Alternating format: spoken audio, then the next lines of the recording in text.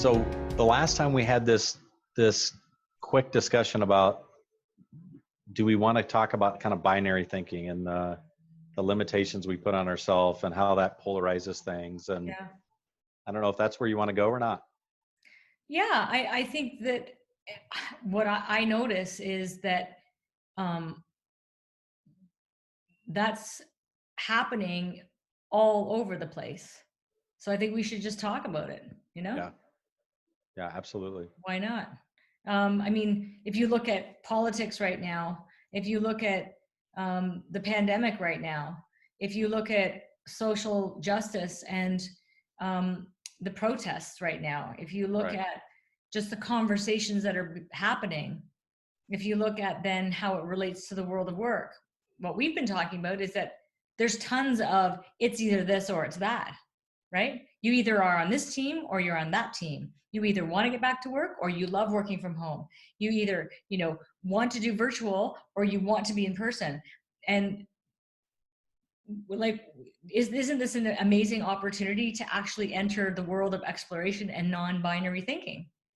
Absolutely.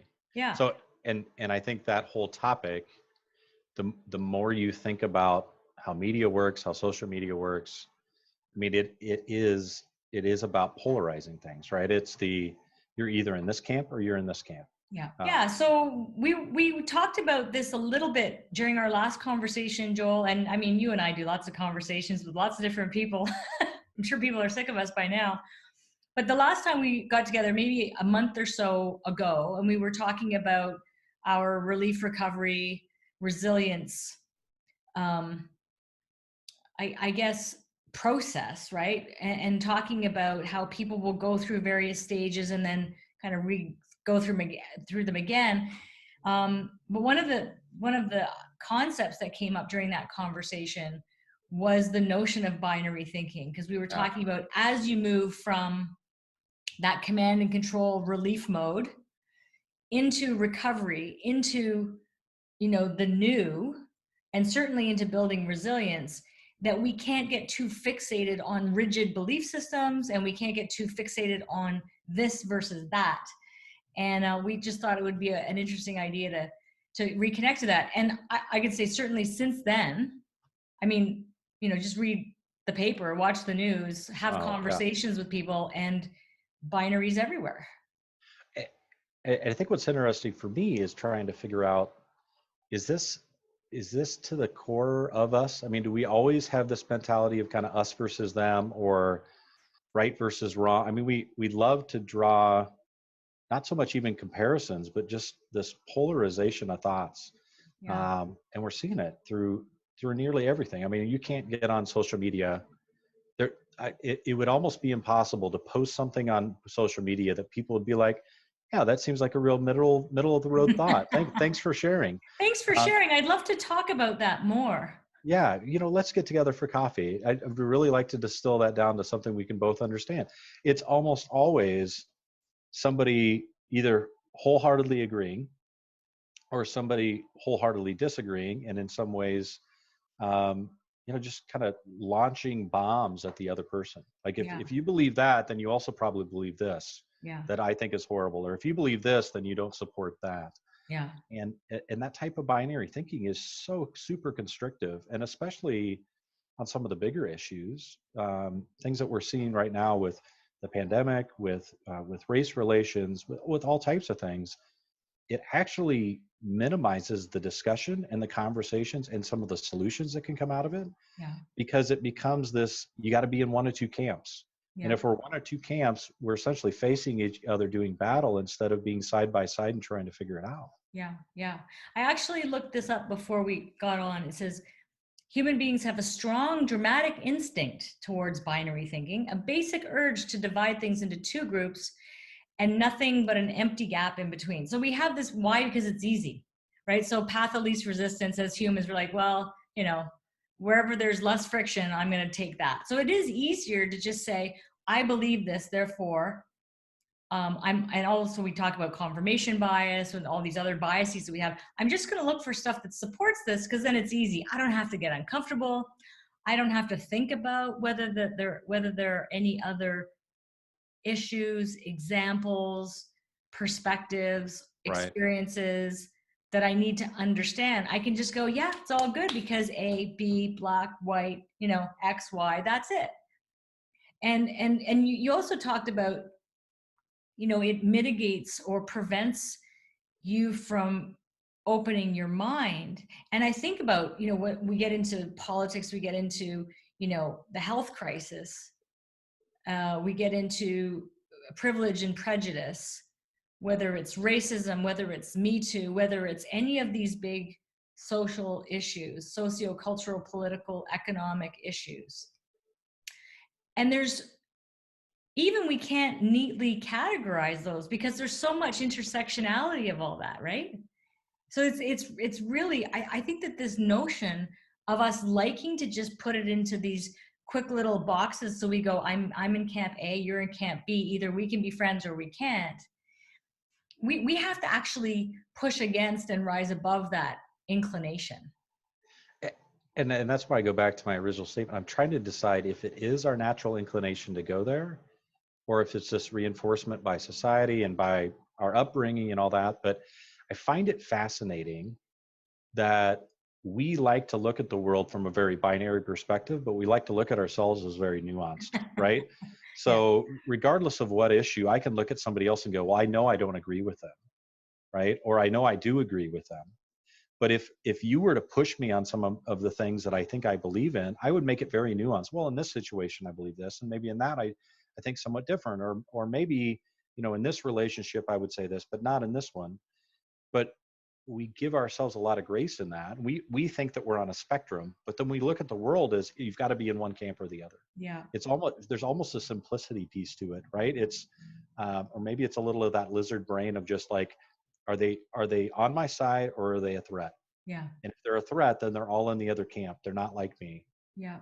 And I think the thing that I've realized, especially over the last month, and more specifically around racial inequality and discrimination and bias, is instead of trying to determine what camp somebody's in, or to try to either refute or reinforce their point, is just to try to ask questions. Just like, Catherine, what do you mean by that? And what would that look like in this situation? And not so that I put Catherine on the spot so that now she gets, she's now going to have to answer the perfect way, just to be able to say, I hadn't thought about that. Or maybe there's actually some ways that you and I agree on this. And maybe there's some questions that we don't even know how to answer. Yeah. And so it takes it away from this one extreme or the other to, boy, there's just a lot we don't know, and there's a lot we still need to figure out, and there's probably more common ground here than we even want to admit is there. Yeah. Which is another issue I don't like about the whole us versus them, is it always puts a solution in somebody else's hands, right? Yeah. Well, and I think that one thing we certainly have in common is that we all have that human brain, which has that defense mechanism, right? Which has the instinct to protect and to be safe, and therefore to hang with like-minded, folks, where I mitigate exclusion from the tribe, and I increase my ability to just know that, this is the way things work around here. And when someone challenges that, to your point, it makes me feel like, well, wait a second.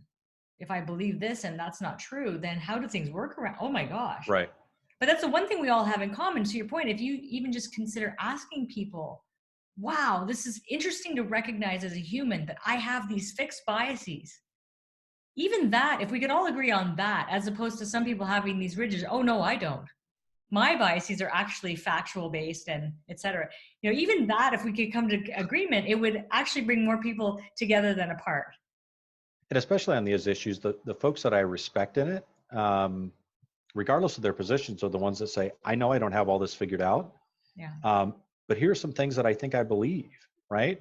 Or here's how I was raised. I mean, even if they can give you the why to where they got there, We could talk about the what, but it's too often the people that absolutely know that what they have is, I've got 100% of the facts. I know everything. I know what you're thinking. I know what this person's thinking. I mean, all that is, yeah, there's such an arrogance sometimes in what we believe to be true, when most of us, I mean, we don't know what we're talking about, right? Yeah.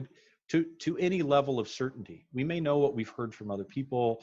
We may know what our experience is. And I think that that's where, when you ask good questions, when you actually do some of the research, where you have conversations instead of arguments, Yeah. all of a sudden you realize, okay, there's a lot we don't know. How do we explore this together? Yeah. How could we come up with some potential solutions that both make sense with my values and what I believe, and what you value and what you believe, and still get to the same spot? Yeah. Well, and that's where it really connects back to the notion of moving into recovery and developing resilience before we hit the next thing, whether it's a crisis or big C, small c, next wave, whatever, is without that mindset, right? Without that open-minded willingness to see a perspective other than your own, it's really tough to move into that future forward space. And it's tough to develop that resiliency for the next thing, because then we're even more entrenched, right? We've become even less flexible, so that the next wave, instead of like surfing it, it crashes right into us again. Yeah, I think it's interesting too. So as I talk, my mother's 83 years old. Um, I grew up around my grandparents. A lot of their older friends were kind of in and around the area when I was growing up. So I worked with a lot of people over 65, 70, 80 years old. I think it's interesting when you talk to them about what they think about life when they're 70 or 80 years old versus what they thought as a 20, 30, 40-year-old. And just this whole thing of, I'm just, the only thing I'm sure of is that I don't know as much as I thought I did. Right. And I think earlier in life, we think we know so much about maybe a small handful of things. As we get older, we realize there are a lot of things we don't know very much about. Yeah. And I think for some of them who realize that, there is a little bit of a softening of, I do want to understand more, or I can be a little bit more curious. But when you're 22 years old, straight out of college, and you think you know the world and how the world should work, and you're just less open to that. And I'm not saying all 22-year-olds are like that, or all 85-year-olds are like that. But for me, that whole piece of acknowledging what I think I know, but acknowledging all the things I know very little about, but I've also created biases around, is a good first step for me to be able to say, okay, time out. Let's talk about this. You teach me something. Maybe I can teach you something. And where do we meet in the middle on that? Yeah. And that connects to our conversations that we've had a lot about leadership too, which is, really generally agreed upon leadership trait is that self-awareness, right? Of what I know and what I don't know, and why I surround myself with people who I would like to understand better, and I would like to have their perspectives tabled and their ideas tabled, and I would like to facilitate dialogue amongst those people, because as an effective leader, what I want to do is leverage and optimize all of that amazing potential in all of these people, because hey, what the heck do I know, right? Right. Yeah. And being open and vulnerable about that, right? And being able to say, hey guys, I want your perspectives. I want your input. I want to learn from you. I don't know everything. And there are going to be some things that I thought I knew that I step on my own, feet and my toes about, because I realize, what I thought was true is not. Yeah. The other piece of this that I've been challenged by, and as we talk about the kind of the us versus them, or even just the polar opposites, is, and specific to the conversations around race, most recently, is this thought process that you're either in one camp or you're the other. You either support Black Lives Matter, or you support white supremacy, or you support equal rights, or you support slavery. Whatever you can do there. The issue that I have with that is there's a large amount of people, and I'll count myself in the middle of this, which are in some ways completely oblivious to some of the things going on. Not because, and I don't think it's ignorance for ignorance sake. Like, I don't want to know. Yeah. I think some of it's just like, that has not been my experience. Yeah. I'd like to learn more. I don't know how to ask I don't even know what I don't know. Yeah. And so it's more this, the ignorance in the middle is almost a quest to be more educated. But when we separate those camps and we ask somebody then, okay, well, Catherine, which side are you on? All of a sudden I get rid of all those questions and I have to pick based on what I do know, which is probably this much. Yeah. And so what we do is we lose out on a chance for people to get educated. Yeah. And that's one of the reasons why, my challenge to myself was once a week, I'm going to dig into a different perspective around race that I didn't grow up with. As a young farm kid in a small rural community in the middle of Iowa, my experience was very white, middle class. And it's not because I wasn't open to anything else. It just, that was my perspective. Yeah. Now, as a much older man, I say, okay, now I look at the world and realize not only do they not, maybe have the same perspective or same experience, but there's a whole lot of questions that I have that I'm not sure how I ask right now. Yeah. Because it comes across, it's like I'm asking everybody to take a pause on the argument to clarify a couple points. Yeah. Which you kind of are. And like that's like ties it to the binary thinking, which is, hey, excuse me, I got a question. Can we just like pause for a second? Like, can you just put the gloves down for a second? I'm not even sure to whom I'm asking this question. If it's you or you, I just want to like time out here, right? I think, and that's what I too have been trying to educate myself. Same notion of, it's kind of like, asking a fish to describe water, right? We've talked about that analogy before, which is that if you grow up with what you have, then that's what you have. And the notion of even accepting that I could have some implicit bias that I might not want to accept, because generally my self-concept is A, B, and C.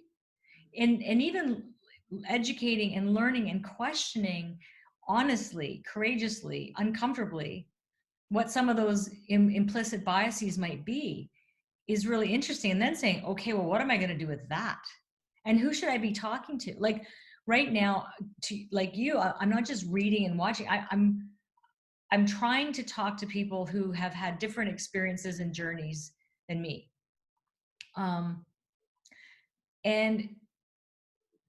I mean, I have to say, I feel sorry for some of my Black friends right now, because I think they're just having everybody call them like, hey man, can I just ask you some questions? And they're like, okay, yeah, you can call me Friday at 1 o'clock. I've got like, all my other white friends are calling me all week long, right? Which I just think it's interesting because on the one hand, I notice how full of it I am sometimes.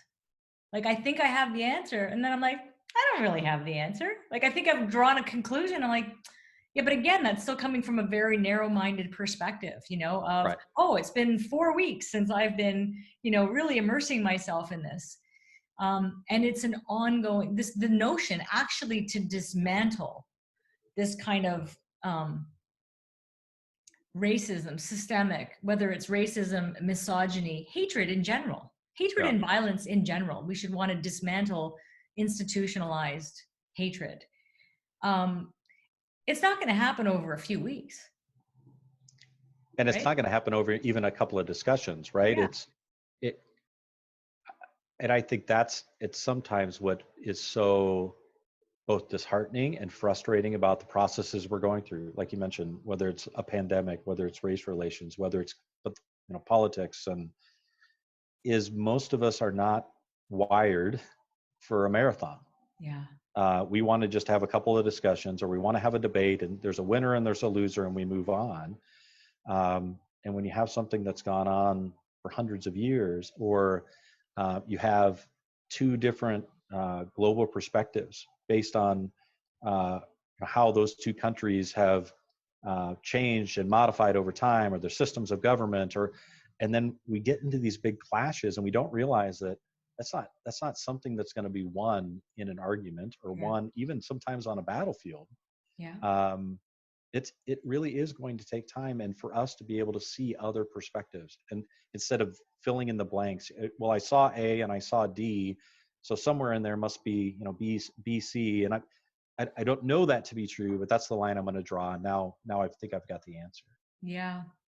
And I think about, again, our sort of relief, recovery, resilience. This is very much in the resilience space, because to your point around, not going to happen over one conversation or one argument, um, it will take time and it will be tiring.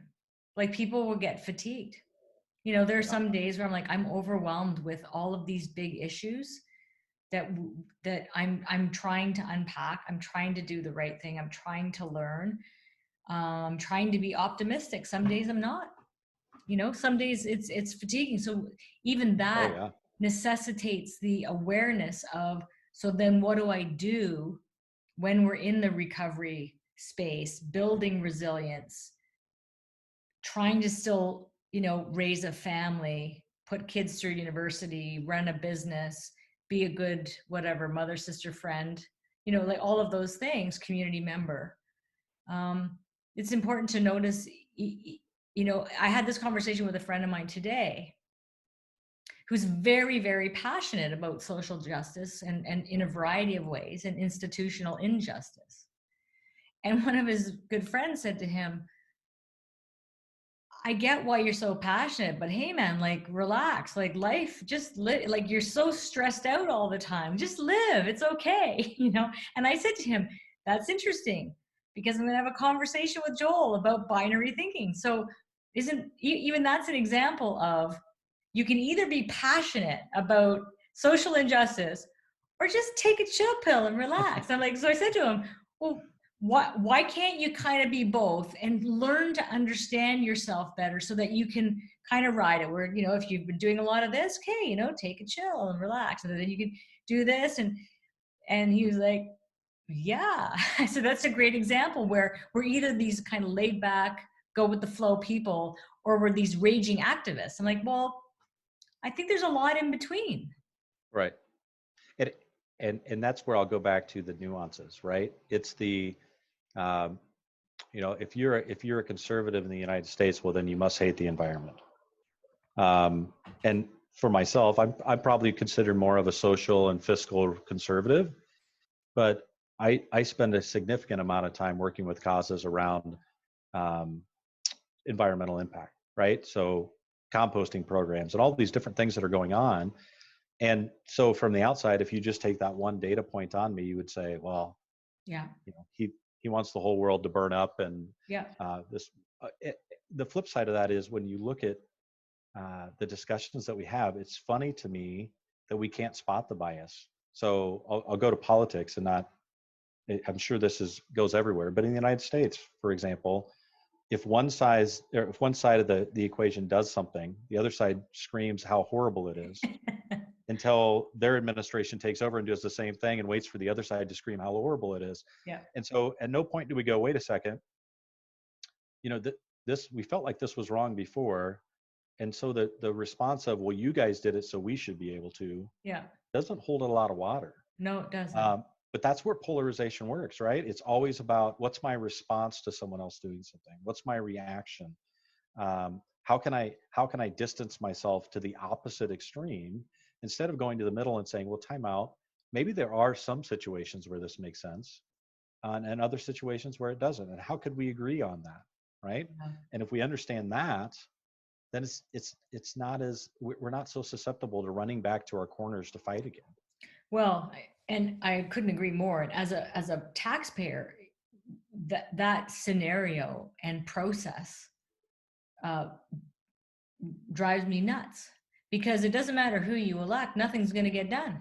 Because when they try to actually work together, they go, sorry, you're on that team and we're going to disagree with everything. Why? Because you won and we lost, and we're taking our toys and going home. Right? And like you said, you could take the same issue, they could do it, and then it's, come on, what are you for? Like, let's try to move forward. And think about the immense impact that has on trust. Oh. Like, even if you consider yourself on one team or the other, when you see your team and you go, wait, we just did exactly what we said we shouldn't be doing, but we've made it that it's okay when we do it, but not okay when somebody else does it. Yeah. So do I trust my side but I don't think I trust the other side. So now I just sit in the middle and distrust everybody. Well, And and I don't feel then like anything's going to get done. and you likely have low voter turnout. I know we do. Yeah, Because absolutely. people become apathetic and because trust is eroded because they go, well, whatever.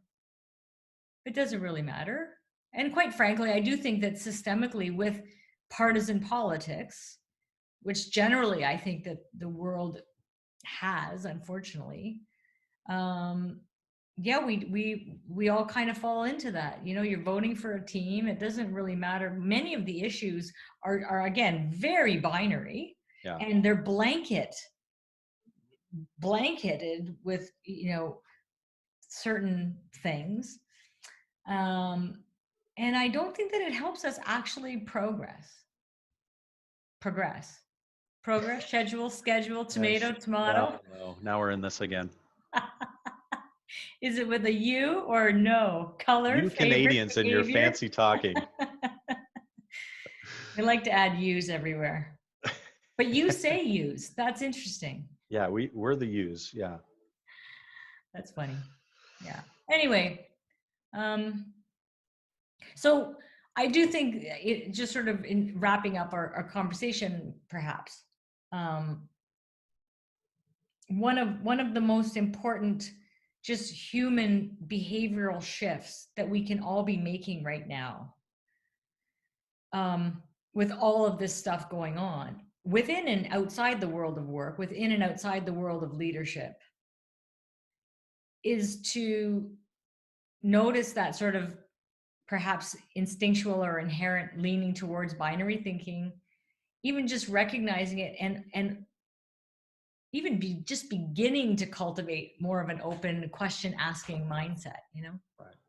Yeah, that's really been the best thing for me, and not just over the last 3 months, but just in general, of be okay asking questions and be okay asking the stupid questions, because it's typically the stupid questions that are the building blocks for a lot of the things, a lot of the ways that we draw sides. Yeah. It's I don't really understand where this came from, but if I ask somebody, I'm going to look stupid.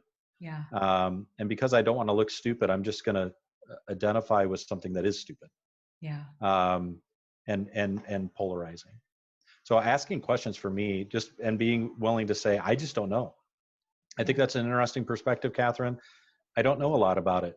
I'm going to have to dig in. I'm going to have to do some research. I'm going to have some other conversations to understand, all the different perspectives on that. I think for me, that's been key. Yeah. And even to be able to say, thank you for sharing. And I still don't understand it. And I still don't know. And I'm going to need a little bit of time to continue to explore that, even in my head, because if I've been operating with a certain belief system for many, many, many years, decades, centuries, who knows? I'm going to have to put it through a couple of filters before, and I might have to come back and ask the same question. Help me understand that again. Yeah. Yeah. I will say this. I think the hard part for me, and I think this is human, but I'm just going to talk for Joel, is when somebody shares what they believe, that I don't automatically, it's almost like when you're supposed to be listening to somebody. You're not listening to respond. You're supposed to listen to understand. Yeah. And for me, too often, if somebody says, well, this is what I believe, and I feel like it's directionally not correct with what I think I believe, the emotion starts to build up in me, and I almost go into this defense posture. And so just being able to say, tell me a little bit more about that, right? Help me understand where you got there. Not so that I can beat that up, but to be able to go, I hadn't considered that. And if they ask me what I think, I can say, here's what I believe, and here's how I got there. And at least then we know where we're coming from, and we can state, that's just my bias. I joke with you quite often, but I do this quite often. I know, as a farm kid in the middle of white Iowa, where we have extreme temperatures and all this kind of stuff throughout the year, that my perspective is very different than somebody that lives in Atlanta, Georgia, or in Alaska, or in Canada, or elsewhere, right? But what I forget is the fact that I I can't see through their eyes. And Yeah. so I think everybody sees through my eyes. So be able to say, hey, this is my perspective because of how I've grown up, where I've grown up, the people I know. I'm very open to other perspectives, but I just don't have them. Yeah. So you're going to have to share yours with me so I can learn. Yeah. Yeah. Fascinating. I can see through your eyes, but